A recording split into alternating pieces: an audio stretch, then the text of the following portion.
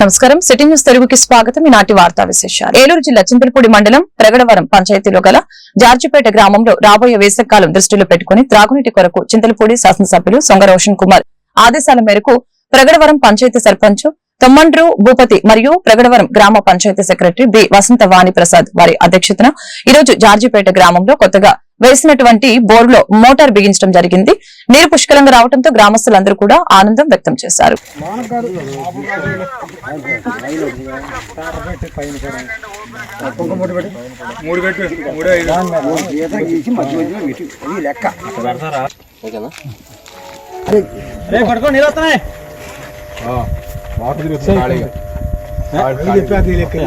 Reverse అని ఒకసారి reverse మార్చానా?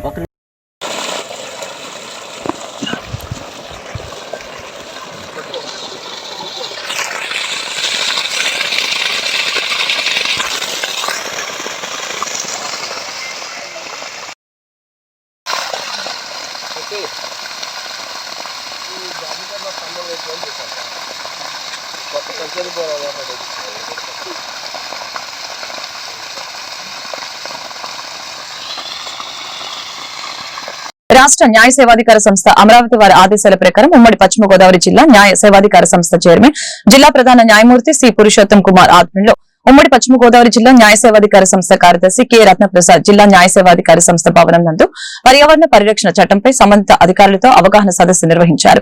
ఈ సదస్సులో జిల్లా న్యాయ సేవాధికార సంస్థ కార్యదర్శి రత్నప్రసాద్ మాట్లాడారు. ఈ సదస్సు నేటి సమాజంలో పొల్యూషన్ విపరీతంగా పెరిగిపోయిందని, దీనిని అరికట్టవలసిన బాధ్యత మనందరిపైన ఉందని తెలియజేశారు. పొల్యూషన్ విపరీతంగా పెరగడం వలన మానవాళికి ముప్పు వాటిల్లే ప్రమాదం ఉందని ఈ సందర్భంగా పేర్కొన్నారు. ఇప్పుడు ఎలా చేస్తున్నాం అంటే తాడు మనం ఇలాగా పెట్టి మరగడతాం. అందులో ఈ ప్లాస్టిక్ వేస్ట్ సెగ్రిగేటెడ్, క్లీన్డ్ అంటే వాష్ అయిన దాన్ని రోడ్లకి వాడడం జరుగుతుంది. సో ఎంత ప్లాస్టిక్ వేస్ట్ అంటే ఇప్పుడు మీకు వాల్యూమ్ ఎక్కువ ఉంటుంది, డెన్సిటీ తక్కువ అవడం వల్ల కంటెంట్ తక్కువ ఉంటుంది, బట్ పర్యావరణానికి విఘాతం ఎక్కువగా కలుగుతుంది. సో ఇవన్నీ మనకి ఏంటంటే ప్లాస్టిక్ వేస్ట్ మేనేజ్మెంట్ రూల్స్ లో అంటే మేనేజ్మెంట్ రూల్స్ లో మనకి హ్యాండ్లింగ్ వస్తుంది, తయారీ వస్తుంది, ఈ యొక్క సర్క్యులేషన్ వస్తుంది. ప్లాస్టిక్ వేస్ట్ మేనేజ్మెంట్ రూల్స్ తర్వాత ముఖ్యంగా మనకి ఏంటంటే ఇళ్లలో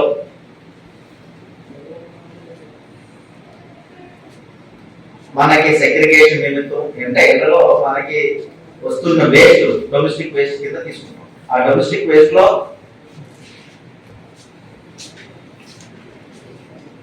ఈ సెగ్రిగేషన్ తడి చెత్త, పొడి చెత్త, రీసైక్లింగ్ అంటే మనకి ఆర్టీసీ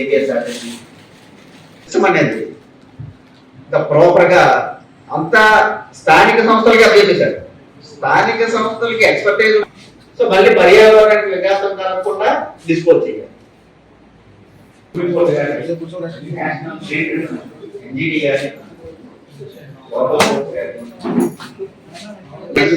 పెట్టకూడదని అన్నిటిని ప్రమోట్ చేయడం జరిగింది.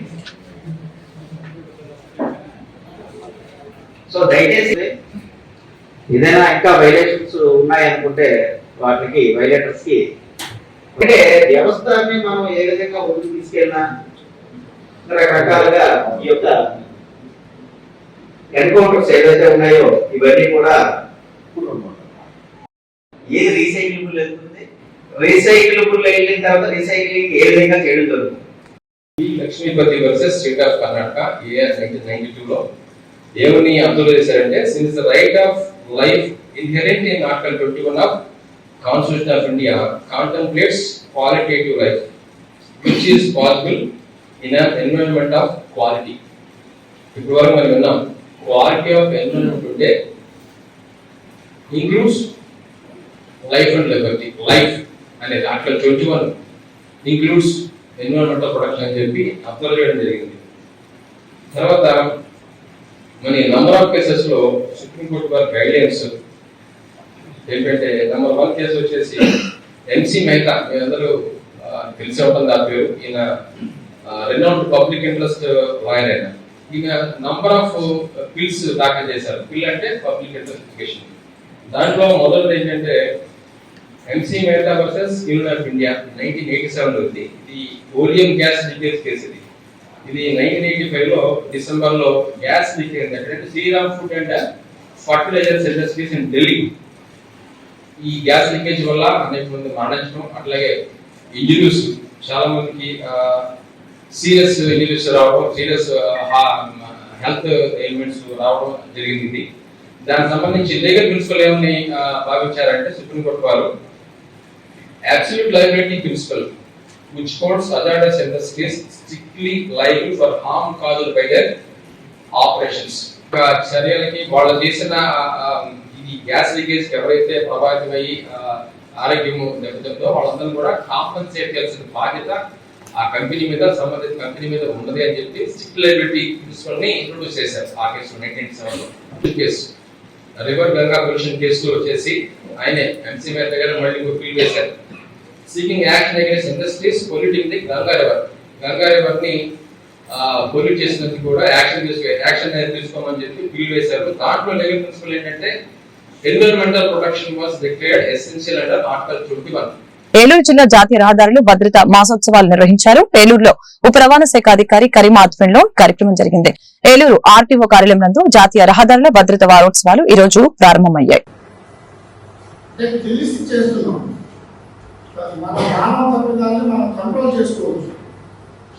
సడన్ గా ఏదో మానవ తప్పిదం కాకపోతే దాన్ని మనం సైక్లోనో లేకపోతే కరోనా వచ్చిందని కానీ దాన్ని నిదానంగా మనం కంట్రోల్ చేయడం.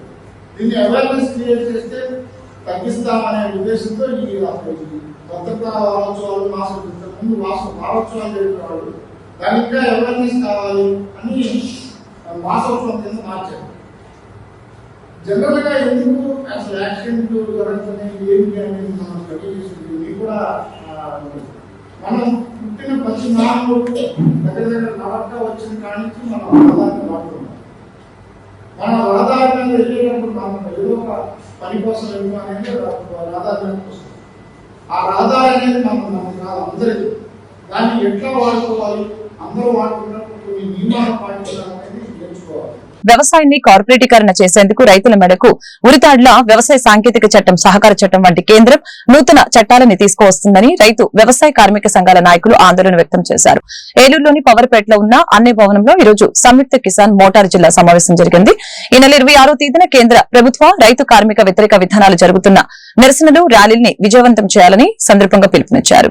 కేంద్ర మోడీ ప్రభుత్వం రైతాంగానికి ఇచ్చిన హామీలను వెంటనే అమలు చేయాలని చెప్పేసి ఈ సందర్భంగా డిమాండ్ చేస్తా ఉన్నాం. ఈ కేంద్ర ప్రభుత్వం రైతాంగ సమస్యల పట్ల, కార్మికుల సమస్య పట్ల చాలా మొండిగా, చాలా నిర్లక్ష్యంగా వహిస్తా ఉన్నది. ఇచ్చిన హామీలు కూడా అమలు చేయలేదు. అందుకే రిపబ్లిక్ డే సందర్భంగా దేశవ్యాప్తంగా ట్రాక్టర్లు, బైకులు అట్లాగే నిరసన ర్యాలీలు నిర్వహించాలని చెప్పేసి పిలిపించిన పరిస్థితి ఉంది. దాంట్లో భాగంగానే జిల్లాలో కూడా ఏలూరుతో పాటు వివిధ ప్రాంతాల్లో కూడా ఈ కార్యక్రమాల్ని నిర్వహిస్తా ఉన్నాం. రైతులు, కార్మికులు, వ్యవసాయ కార్మికులు పెద్ద సంఖ్యలో పాల్గొని విజయవంతం చేయాలని చెప్పేసి విజ్ఞప్తి చేస్తా ఉన్నాం. కేంద్ర మోడీ ప్రభుత్వం దేశ రైతాంగానికి క్షమాపణ చెప్పి 3 వ్యవసాయ నల్ల చట్టాలు రద్దు చేసింది. కానీ ఇవాళ తిరిగి అవే చట్టాలను అమలు చేయడం కోసం ఇవాళ నూతన పాలసీల పేరుతోటి ఆ చట్టాలను తిరిగి దొడ్డిదారిని అమలు చేసిన కోసం కుట్రలు చేస్తా ఉంది. చాలా దారుణం చెప్పేసి భావిస్తా ఉన్నాం. వ్యవసాయ మార్కెట్లని కార్పొరేటీకరించేందుకు, ప్రైవేటీకరించేందుకు నూతన ఫ్రేమ్వర్క్ అనే పేరుతోటి ఇవాళ కొత్త విధానాలు తీసుకొస్తా ఉంది. అట్లాగే సహకార వ్యవస్థని మరి నాశనం చేసే దాని కోసం నూతన సహకార పాలసీని కూడా కేంద్ర ప్రభుత్వం తీసుకురాబోతా ఉంది.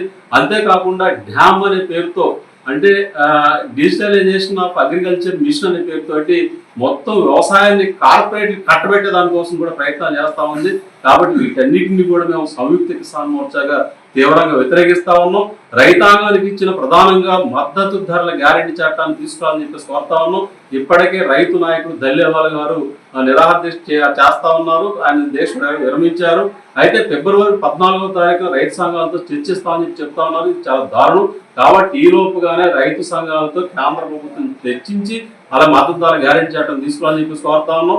అట్లే కార్మిక వ్యతిరేక లేబర్ కోడ్ని రేపు ఏప్రిల్ 1 నుంచి అమలు చేయాలని చెప్పేసి కూడా కేంద్ర ప్రభుత్వం ఆలోచన చేస్తా ఉన్నారు. ఇది కూడా చాలా దుర్మార్గం అని చెప్పేసి భావిస్తా ఉన్నాం. 4 లేబర్ కోడ్లు కూడా తక్షణం రద్దు చేయాలని చెప్పేసి సందర్భంగా కోరుతా ఉన్నాం. రామకృష్ణ, వ్యవసాయ కార్మిక సంఘం జిల్లా ప్రధాన కార్యదర్శి. ఈరోజు రిపబ్లిక్ డే సందర్భంగా కిసాన్ సంయుక్త మోర్చా ఇచ్చిన పిలుపులో భాగంగా అన్ని సంఘాల ఆధ్వర్యంలో అన్ని భవనంలో మీటింగ్ నిర్వహించడం జరుగుతుంది. ప్రధానంగా కిసాన్ సంయుక్త మోర్చాకి ఇచ్చిన హామీలు, కేంద్ర ప్రభుత్వం ఇచ్చిన హామీలు ఈ రోజుకి నెరవేర్చలేదు. ఒక పక్క కార్మిక చట్టాలను 50 కోట్లు మొత్తం 4 కోట్లుగా కుదించేసి కార్మికులపైన భారాలు వేస్తున్నారు. రెండో పక్క రైతాంగానికి ఇచ్చిన హామీల్ని ఈ రోజుకి నెరవేర్చలేదు. ఒక పక్క రైతాంగానికి ఇచ్చిన చట్టాలను రద్దు చేస్తామని ఆర్భాటానికి ప్రచారం చేశారు. కానీ ఈ రోజుకి ఆ చట్టాలు అమలు చేయడం కోసం, వ్యవసాయ రంగాన్ని మొత్తం కార్పొరేట్ వ్యవసాయంగా తీర్చిదిద్దడం కోసం మోడీ కేంద్ర ప్రభుత్వం వ్యవహరిస్తుంది. ఈ రాష్ట్రంలో కూడా ఎన్డీఏ కూటమి సంబంధించిన కూటమి ప్రభుత్వం కూడా అలాంటి వ్యవహారాలే చేస్తున్న పరిస్థితి మనకు కనబడుతుంది. కాబట్టి వ్యవసాయాన్ని కాపాడాల్సిన కేంద్ర రాష్ట్ర ప్రభుత్వాలు వ్యవసాయాన్ని కుంటుపరిచే విధంగా చేస్తుంది.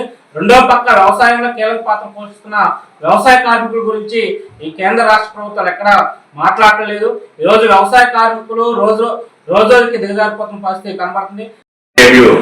జిల్లా అధ్యక్షుని నెల 26 తారీఖున భారత రిపబ్లిక్ 75వ దినోత్సవ సందర్భంగా సంయుక్త కిసాన్ మోర్చా, కేంద్ర కార్మిక సంఘాలు కేంద్ర ప్రభుత్వం అనుసరిస్తున్న రైతాంగ కార్మిక వ్యతిరేక విధానాలను నిరసిస్తూ నిరసన కార్యక్రమాలకి, ర్యాలీలకి పిలుపుకోవడం జరిగింది. అందులో భాగంగా ఈరోజు అన్ని భవన్లో సంయుక్త కిసాన్ మోర్చా, కార్మిక సంఘాల, వ్యవసాయ కార్మిక సంఘాల సంయుక్త సమావేశం నిర్వహించడం జరిగింది. ఈ సమావేశం ప్రధాన నిర్ణయం ఏంటంటే, నేను 26వ తేదీన ఏలూరులో ఉదయం 10 గంటలకి అంబేద్కర్ విగ్రహం దగ్గర నుంచి అలాగే వస్తమాల్ సెంటర్లో ఉన్న పొట్టిచెల విగ్రహాల వరకు ర్యాలీ జరపాలని, అంబేద్కర్ సెంటర్లో నిరసన చేయాలని చెప్పేసి ఈ సమావేశం నిర్ణయించడం జరిగింది. పోలవరం నియోజకవర్గంలోని జిలుగుమిల్లి మండలం ఏజెన్సీ ప్రాంతమైన పాత పండువారిగూడెం నుంచి తబిసివారిగూడెం వరకు రోడ్డు వ్యవస్థ లేక అనేక ఇక్కట్లు పడుతూ గత 2 శతాబ్దాల కాలం నుంచి ఎన్ని ఇబ్బందులు పడుతున్నా కూడా, ఎన్ని గవర్నమెంట్లు మారినా కూడా వారు రోడ్డు కావాలని కలగాని మిగిలిపోయిందని అన్నారు గ్రామస్తులు. వారి ఇబ్బందులు చూసి పోలవరం శాసనసభ్యులు చిర్రి బాలరాజు కలెక్టర్ తో మాట్లాడారు. వెంటనే 60 లక్షల మెటల్ రోడ్డుకి అప్రూవల్ తీసుకువచ్చారు.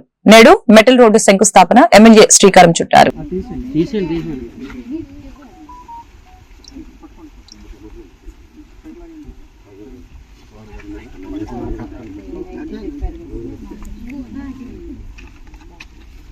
సీసీ రోడ్లు కానీ, అలాగే ఈరోజు బీటీ రోడ్లు కానీ, అలాగే మెటల్ రోడ్స్ కానీ, ఇవన్నీ కూడా ఎన్డీఏ కూటమి త్వరితగతిన పోయాలని వేగవంతంగా పనులు పూర్తి చేయడం జరుగుతుంది.